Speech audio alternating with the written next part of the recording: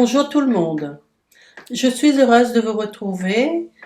C'est toujours un plaisir d'échanger autour des valeurs qui fondent notre société réunionnaise. Bonjour Isabelle. Bonjour Mélanie. Isabelle Payette. Vous l'êtes connue en tant que militante pour l'autosuffisance alimentaire locale, sain et durable. Et nous retrouve à haut aujourd'hui, candidate aux régionales sur la liste Le Projet Réunionnais, porté par Philippe Cadet.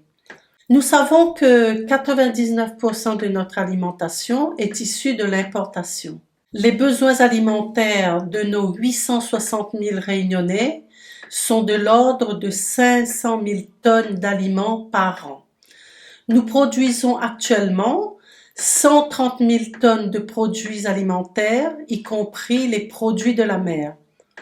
C'est prendre le risque de pénurie ou de famine en cas de rupture de l'approvisionnement. Oui, effectivement Mélanie, la priorité est de répondre aux besoins urgents de la sécurité alimentaire des Rayonnais.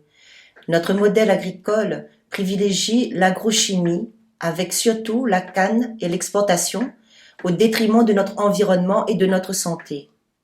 Beaucoup de nos maladies sont liées à notre alimentation. Nous proposons avec le projet Rayonnais le développement d'une économie alternative et créatrice d'activités, tout en respectant notre santé et notre environnement. Notre action est d'impulser la mise en place de cette nouvelle filière autosuffisance alimentaire locale saine, de mettre en valeur notre savoir-faire traditionnel et de moderniser l'agriculture pour la rendre durable et pour répondre au changement climatique. Nous avons 50 000 hectares de surface agricole utilisable et l'océan pour créer de l'activité rémunératrice, pour nourrir sainement les Réunionnais qui vivront en meilleure santé. Quelles sont les mesures que vous préconisez?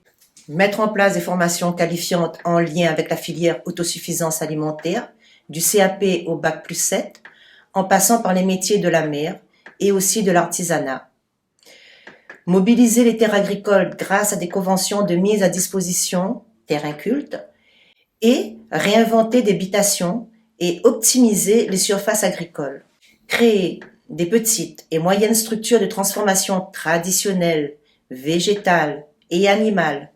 Un abattoir ambulant multi-espèces sera dédié à cette filière. Stabiliser le revenu du producteur. Assurer à cette filière l'écoulement de la production dans l'approvisionnement de la restauration collective des lycées et centres de formation. Amener aussi les autres collectivités à en faire de même. Écoles, collèges, hôpitaux, prisons. Proposer un revenu pour services rendus à l'environnement. Taxer l'importation intelligemment.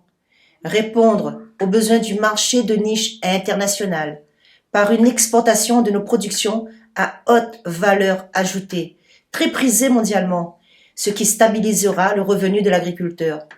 Diversifier et reconvertir nos techniques de production plus respectueuses de notre santé. Ouvrir un guichet unique pour les démarches de demande de subventions. Arriver à cette autosuffisance alimentaire passe aussi par la responsabilisation du consommateur. Démocratiser les jardins privés, collectifs et partagés pour l'autoproduction familiale des fruits longtemps et traditionnels. Réduire le gaspillage alimentaire en redonnant du sens à l'alimentation et en valorisant nos pratiques traditionnelles alimentaires. Sensibiliser les jeunes par des visites de jardins pédagogiques ou à travers les cantines scolaires. Démocratiser le recyclage des déchets alimentaires dans une économie circulaire.